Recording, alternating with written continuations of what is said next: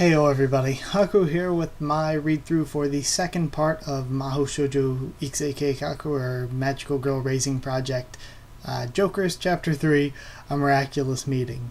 So I am really tired, and I'm reading while tired, so I'm sorry if that does affect my reading in any way. Hoping it won't though.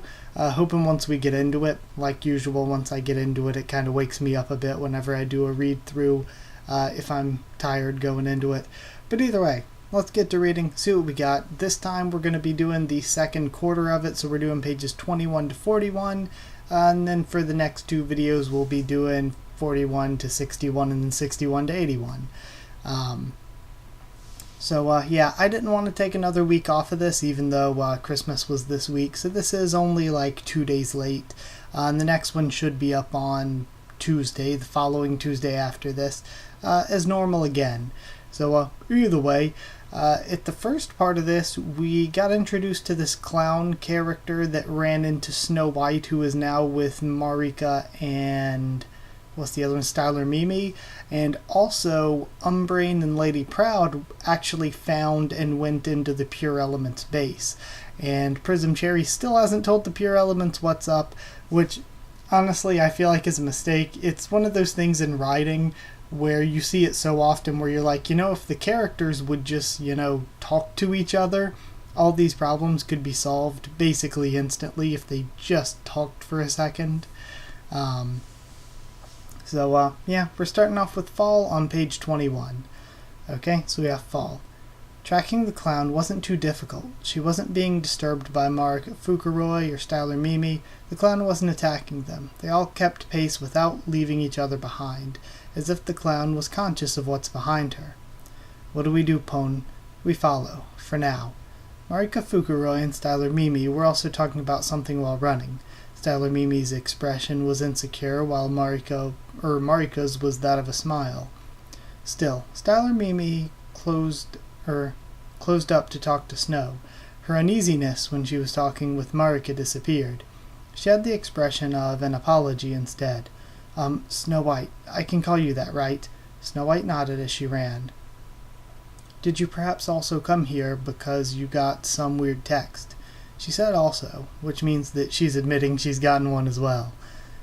Did you also get one, Styler Mimi?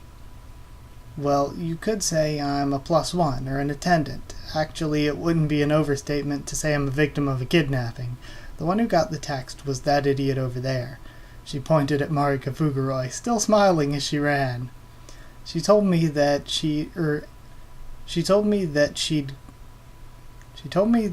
go just because she'd find some strong opponents. Styler Mimi, who seemed to be blaming the responsibility on others, seemed rather hopeful. People who wanted protection are easy to control. People who don't care about ruining themselves like a runaway train are troubling. So, which one is the clown that's running about 10 meters ahead of them? Despite them clearly not making their best effort at running since they're talking as well, the clown wasn't leaving them behind, meaning she wants to be followed.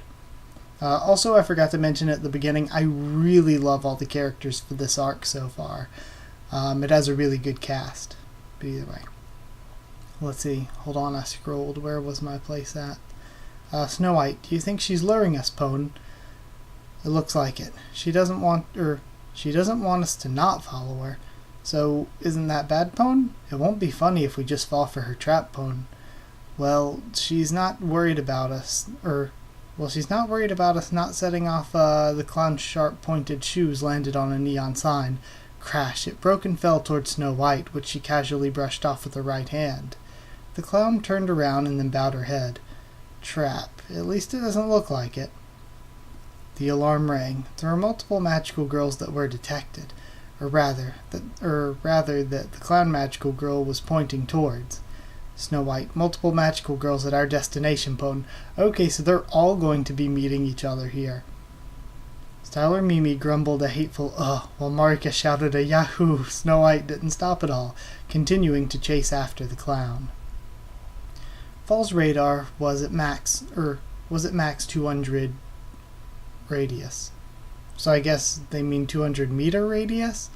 Was it max 200 radius? As the magical girls ran from building to building, from somewhere to somewhere else, that radius moved swiftly with them. Before Fall could even tell anyone to stop, the clown magical girl hopped from the roof to a factory-like building, then smoothly entered through a broken window. The name of the building was engraved on a sign, covered in red rust. There's nothing legible written there anymore. The tin plates were also just as corroded and rusty. Since the clown dressed in a fairly light-looking outfit, she was able to land quite gracefully. For those who were not that light, the corrugated roof boards would be too brittle, unable to have the strength to support a body landing from above. After the clown, Snow White, Marika, and Styler Mimi landed alongside her, they tore off the corrugated board and got inside without so much as directly entering from the broken windows. It was a sudden accident, but cyber fairies wouldn't panic due to that. Magical girls that were leading battles were sturdier than tanks, faster than the fastest felines. There was no need for Snow White to worry about falling down from the rooftops. The same goes for Marika and Styler Mimi. If their combat skill is half what the rumors say, they'll only passively get bothered by this. There were other things that Fall was worried about. The dust and red rust dancing in the air, and the confined space that they're in reduced his radius to around 50 meters. Now the magical girls that he once could only detect can be traced to their positions within centimeters of accuracy. However, their blocked viewpoints were also the same as their enemies too. Without magic, they wouldn't be able to detect their precise positions, and that was a huge advantage. But once he thought of that, he realized something. If he wanted to tell Snow White where the enemy was, he'd still have to speak, but Fall's high-pitched voice would also let the enemy know where Snow White was. "Fall, calm down," said Snow White out loud. Red rust was still dancing in the air. "Is it okay to even speak?" Fall worried, but afterwards he decided to reply. "What do you mean, Pone? They're not enemies. This isn't a trap." Not enemies. Meaning their non-enemies really did cause an accident. Fall's search marker didn't move, nor did it change positions. Perhaps they were looking at Fall's group's movements.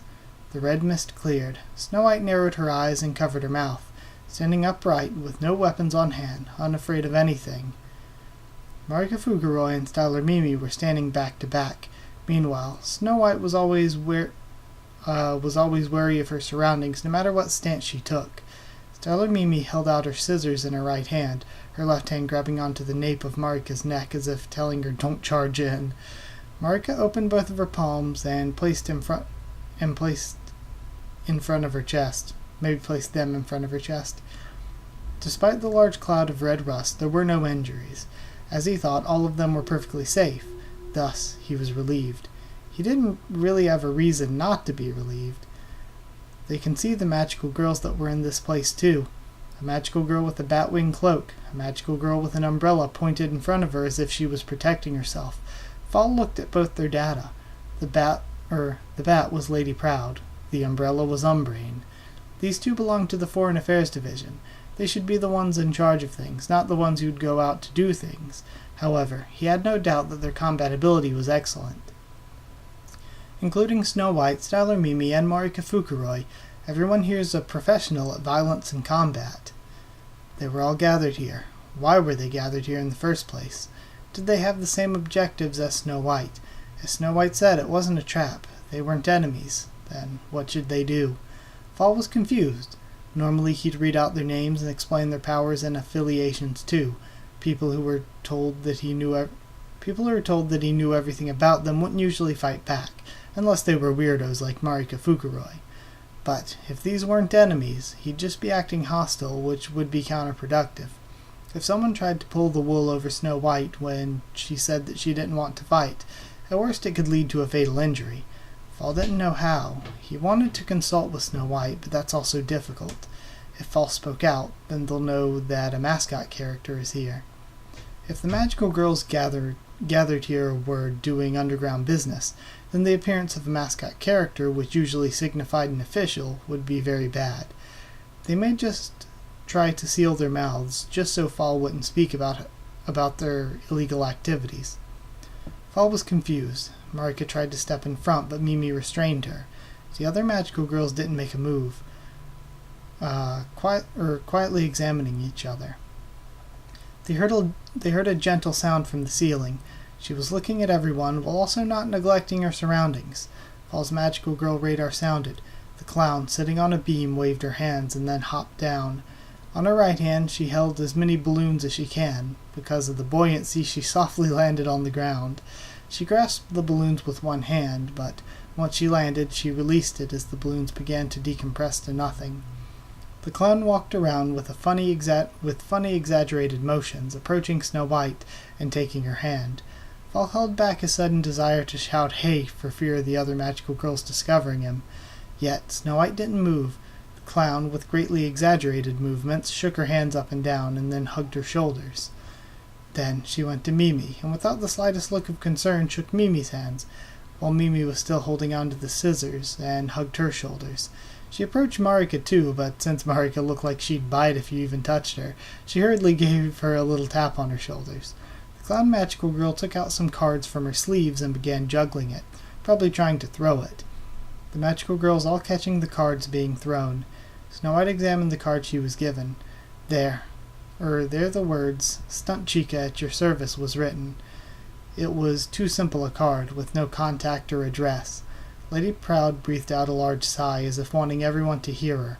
"So, you're Stunt Chica." The clown nodded with exaggerated movements. "And these three, they're your friends." The clown gave a thumbs up. Fall could feel the tension loosening. Marika Fukuroy clicked her tongue. Styler Mimi scolded her with a small "Be nice." Okay. So I liked all that. I really like the clown. I really like Stunt Chica. So, yeah, I like the clown, and I'm interested in what's going on here, because I still don't know if I totally trust Umbrain and Lady Proud. But either way, we're going back to Princess Quake, and they had just entered the base, so I'm assuming they're all at the base now, so they're probably going to be meeting the, probably going to be meeting the pure element soon. So what I'm thinking is, I was thinking that perhaps Stunt Chica would be a villain. If Stunt Chica is a villain, then there's always the chance that what she could be doing here is setting up the 5 of them to fight the 5 of the pure elements, because maybe she has her own plan involved in all that. We still don't know. We still don't know why the pure elements were made the way they were made. So yeah, there's still a lot to learn. And we still haven't seen Shufflin or the Queen yet. But either way, we're on to Princess Quake now, and it is page 26. Princess Quake. Of the ones that were initially introduced to the facility, the one that became the most excited was Princess Inferno. The second was Princess Tempest, a secret base, a hideout, an underground facility. Those were the kinds of words that would excite a young heart. To the elementary schooler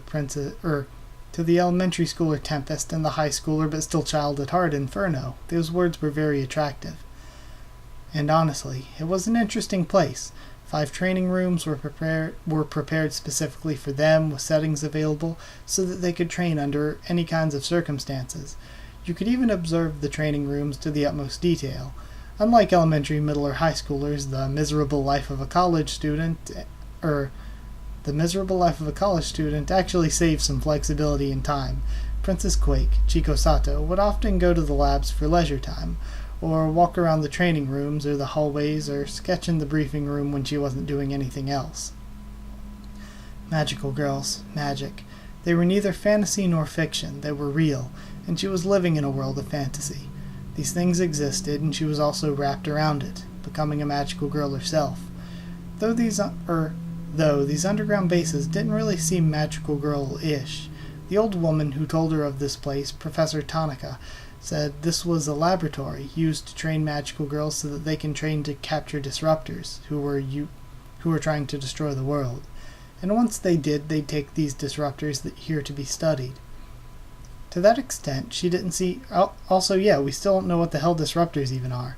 To that extent, she didn't see any researchers, but she was taught that the researchers would pull the data externally so they could be safe. This really did seem to look like some sort of lab if she thought about it.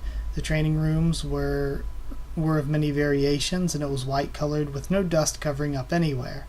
The closest thing she'd seen to this was the hospital that Chico always visited. It had nothing that didn't serve its main purpose, which was understandable. though having glittery and sparkly girls in a very dull and uninteresting facility certainly did seem quite surreal. Chiko Sato never dreamed of things like gatherings. She liked to see reality. When there were gatherings, she would see the truth through it.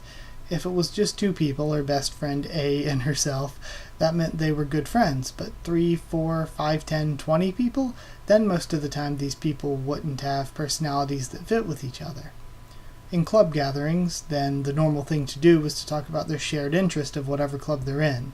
In the case of classmates and student council forced gatherings, they weren't even natural gatherings to begin with.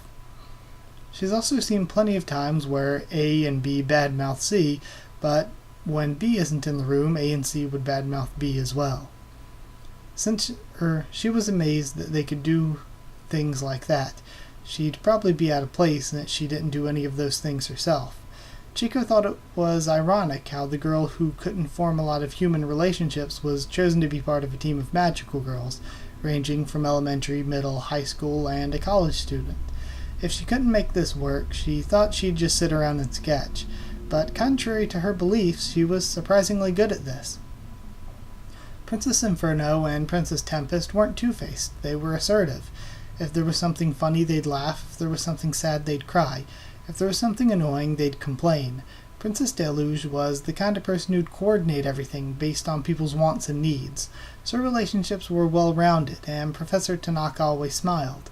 Was Princess Quake useful as well, or no? She thought to herself while self-evaluating. For example, when Tempest would fly indoors and crash her head into the ceiling, before she fell, Inferno would try to catch her, and if they tangled together, Inferno could never just honestly laugh. Inferno was wrapped in her own appearance, which was quite complex, and she did envy the looks of others. Princess Quake was different. As long as she knew people were okay, she'd be able to laugh. She knew that she herself looked beautiful, but the other three were beautiful as well. She had nothing to be jealous of. Rather than looking at them from below, she saw them eye to eye in equal standing. The new member that Princess Deluge had brought along, Prism Cherry, was also a cute girl. As the pure elements became 5, they began thinking up a pose together. They began thinking up names for their finisher moves or finisher moves on a whiteboard. She's never had this much fun in her whole life. Chiko continued to draw pictures of magical girls smiling and chattering in her sketchbook. Even Princess Quake was there too. Princess Quake was the one that had the most fun out of anybody there.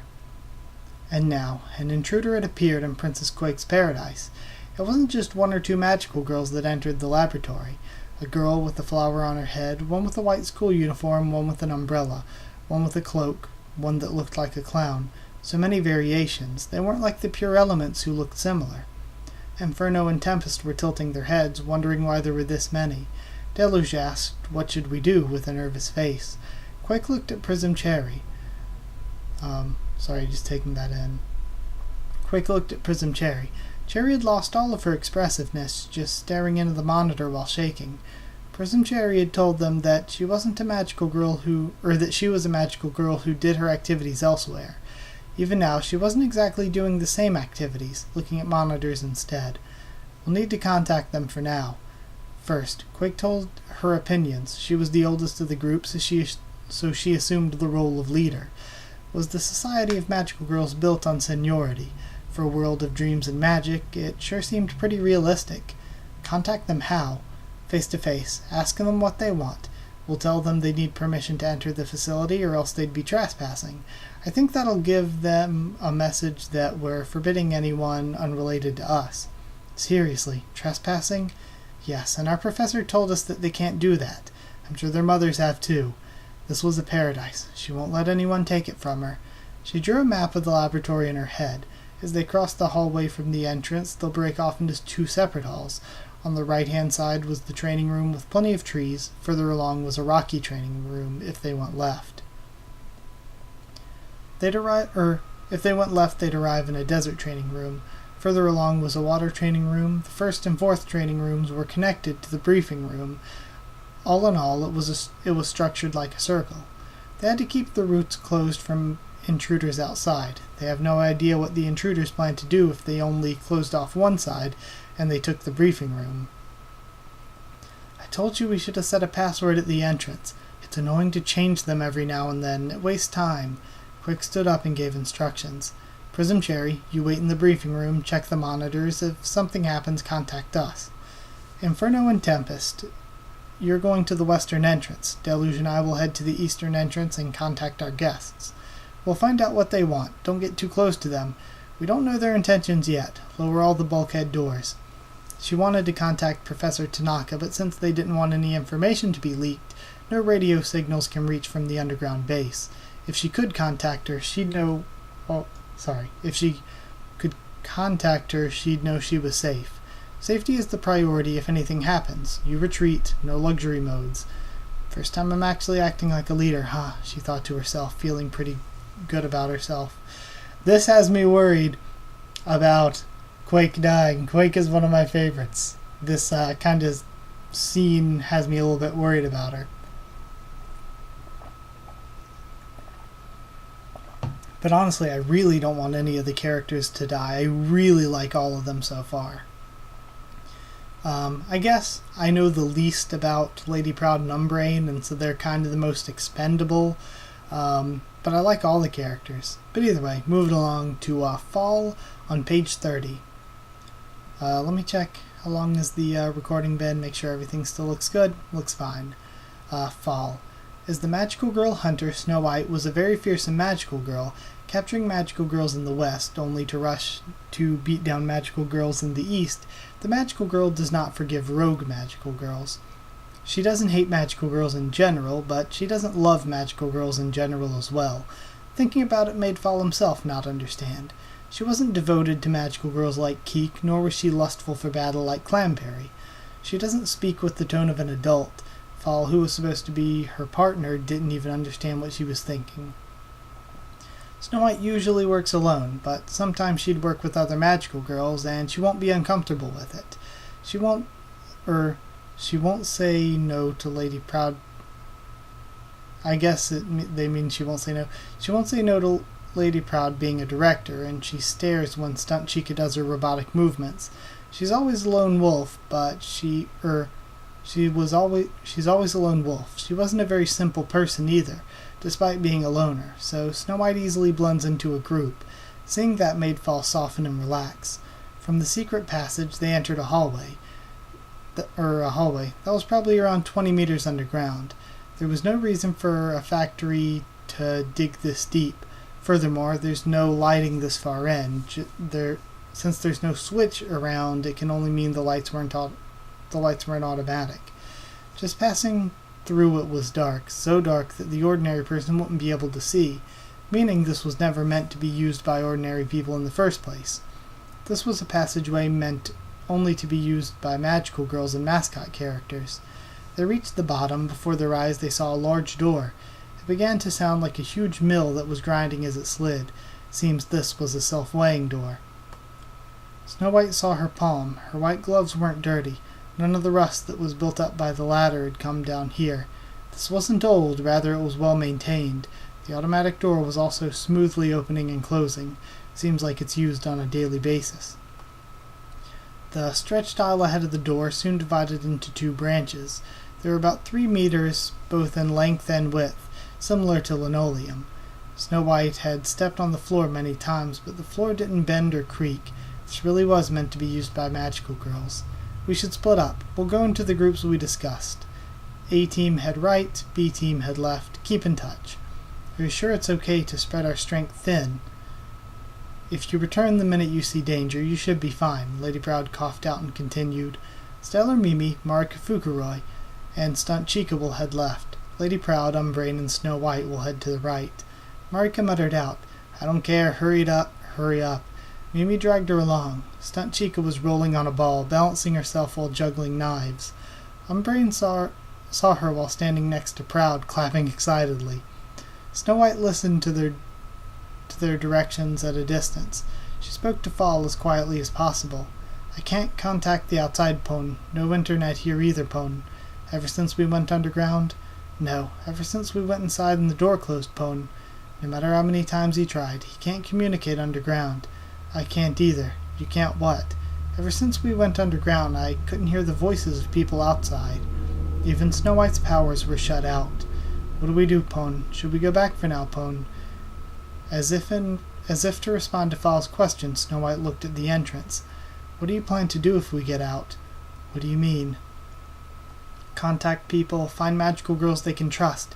Get people from the examination division, the land of magic, mages, those people. But the text said they couldn't speak of it. If they do, their memories will be erased." He didn't know if that was true, but Fall had analyzed the text, and it was a fact that he couldn't find out if it was enchanted. Fall's analysis ability was undeceivable even by the most top-notch magic. Snow White walked and followed the team heading left. Okay? And now we have Filuru. Okay, so we're finally getting back to the freelancers. We have Filuru now. Filuru, Utakata, and Kafuria were 3 freelancers that were running across the dark streets. First to an abandoned shop, then after they passed through an abandoned residential area, they went to a farmland with an abandoned house. Once, this was probably used as a place to store farming equipment. Filuru opened the locks with her threads, then was surprised by the amount of dust flying at her. Seems no one's been here for years. Nothing but a piece of junk. Probably too dangerous to enter. I can see just fine from outside. You should have told me that before I went in. I was just too awed by its brilliance. It certainly is brilliant. It feels like this could feed thieves. She brushed off the dust and left. Okay, it was clear on her costume due to it being mostly white. Kafuria and Utakata's costumes were mostly black, so shouldn't they be the ones getting all the dirty work? But if she asked, they'd just glare at her. In the end, it falls to Filuru to shoulder the burden again. She just kept thinking that she's getting a real good deal when this is all over as she headed to the second location. The second abandoned factory was locked as always. It was bigger than the first one. It was also tightened with some chains. Once again, it's Filuru's job to open it. Please let there be no dust, she thought as Filuru tried to open the lock before Utakata's hand stopped her. Wait a minute. What's wrong? Even in the evening dusk, among the tall weeds that were growing, there was a clump of weeds separated from the rest, with shoe marks stained on them. These are footprints. Kafuria moved towards them and then promptly returned. If these are boots, then there's at least 3 to 4 of them. It's possible that only some of them are boots, the rest are high heels. Their age seems young. Would a young woman wear high heels to go to a factory? Perhaps. We have one greedy girl entering. However, these aren't men's shoes, no hiking marks either. But it's unnatural for there to be only women walking this way, wouldn't it? Have we done it? Hitting the jackpot after 2 days is only thanks to our virtuous searching. Filuru was impressed. She was close to being emotional. Their skills of observation, just looking at them, made them feel professional. It seems they've just shown her exactly why they're called freelancers. She had to show... Sorry, I'm holding back a sneeze, I feel like. She had to show them that she's just as useful as well. With 2 sewing needles and 1 waiting needle, she searched, waited, then clicked the door open smoothly. It was similar to that rusted door they found before. It took more than 1 normal human push to open it with full strength. In addition to being a large, heavy door, it was also tainted in red rust. She opened the door while also taking in the red dust, and in the end she still had to get dirty. My, oh dear.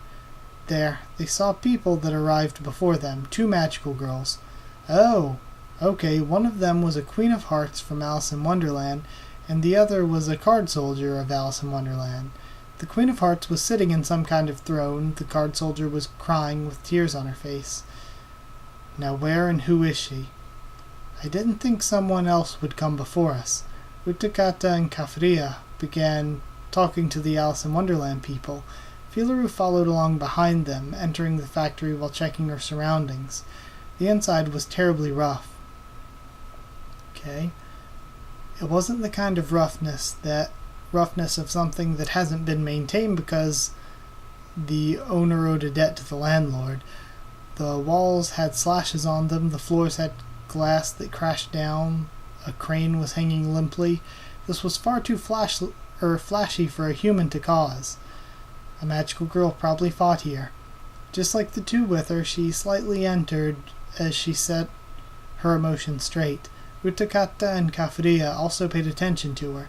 They were casually gazing their eyes. There was a rectangular hole that opened on the floor. Was it set up like that? The hole went on and on. Did you find this? My, this is a big discovery. Utakata kept on smiling, not showing any hostility. Filuru didn't know what she was thinking. It's not just a matter of the circumstances they're in. Filuru wanted some assistance, but now look where she is now that she's gotten some.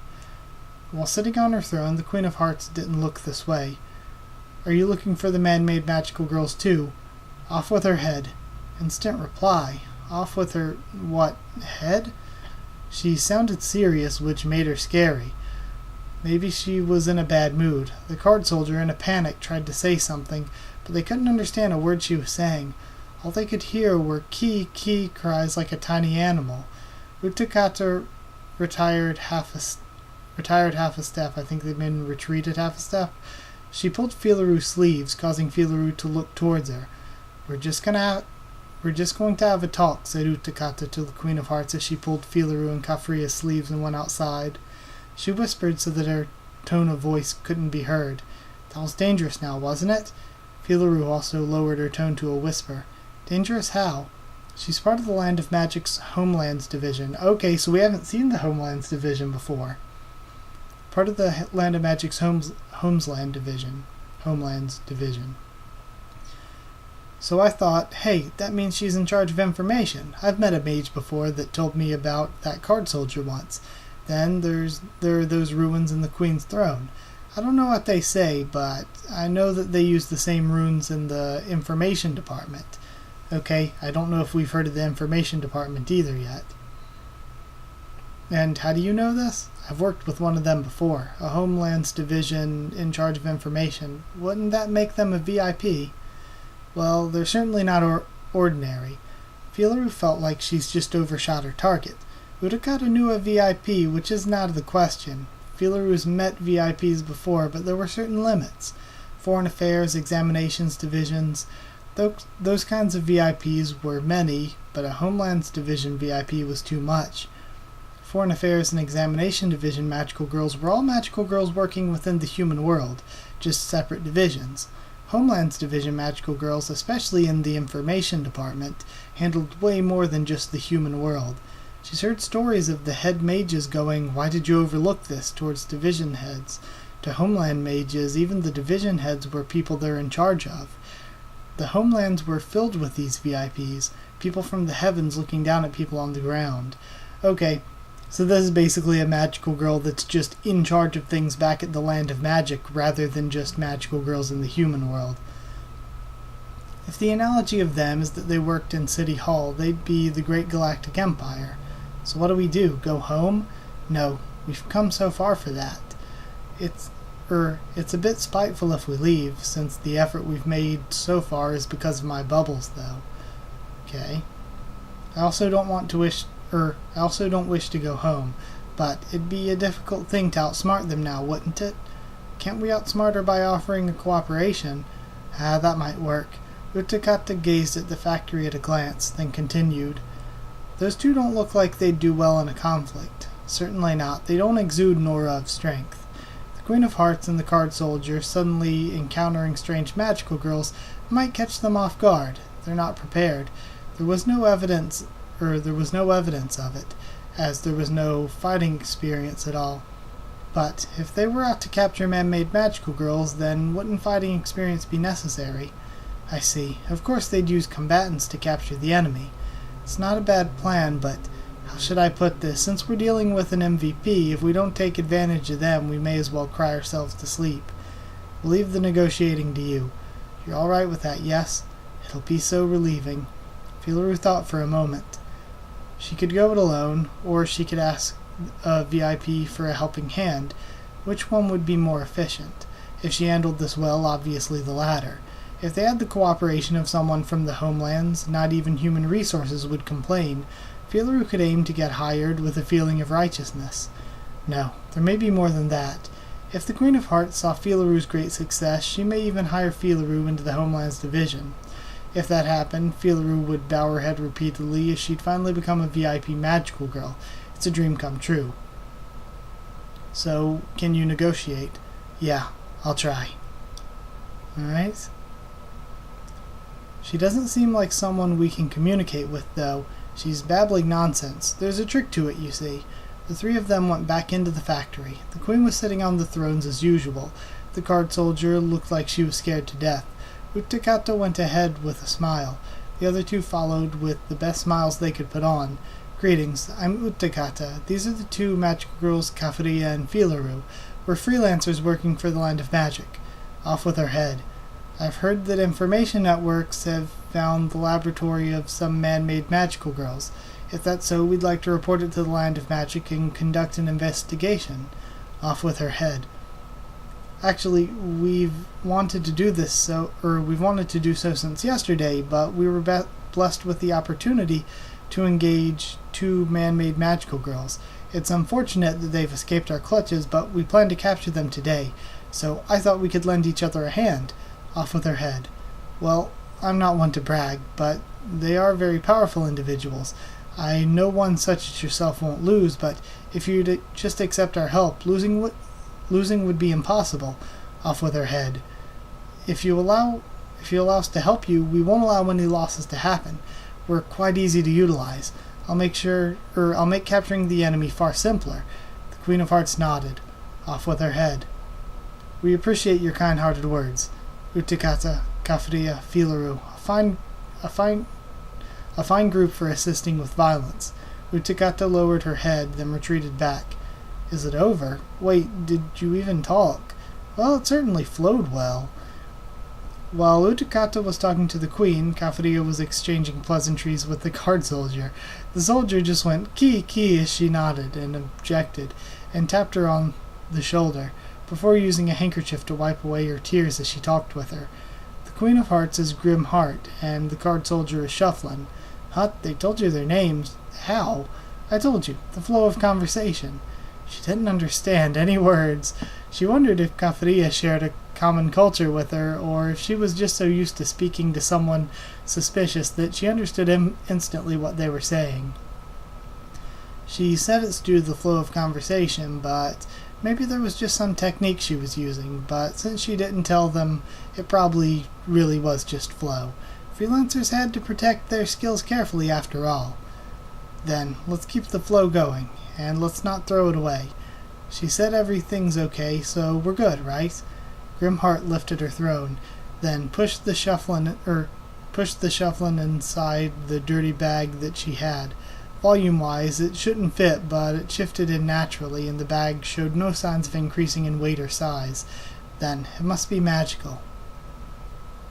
Utakata blew a large-scale bubble, and Filaru pushed her head through it. Since Filaru's thread did no damage at all, pushed her thread through it. Since Filaru's thread did no damage at all, the bubble wouldn't break even if she could pierce it. The bubble was sucked into the hole, and Filaru held onto the thread sticking out of her hand. This was one of the collaborations she considered back at the hotel. Utakata's bubbles and Filaru's threads could combine to make a tool to detect enemies.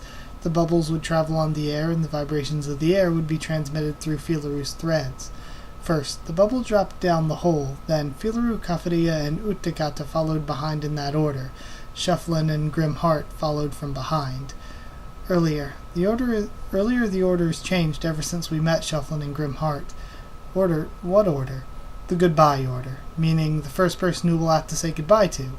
That's right, Kafuria could use that kind of magic. The information was quite unsettling, and made Filaru's mood go down. Okay, but if the order has changed since they met them, then does that mean that one of them are the next in line, either Shufflin or Grimheart? Or does it mean that something has changed in their life because of the decisions they made, and the three of them that were already there, their order got shuffled? But we'll see. The former kind of makes more sense, but the latter also kind of makes sense.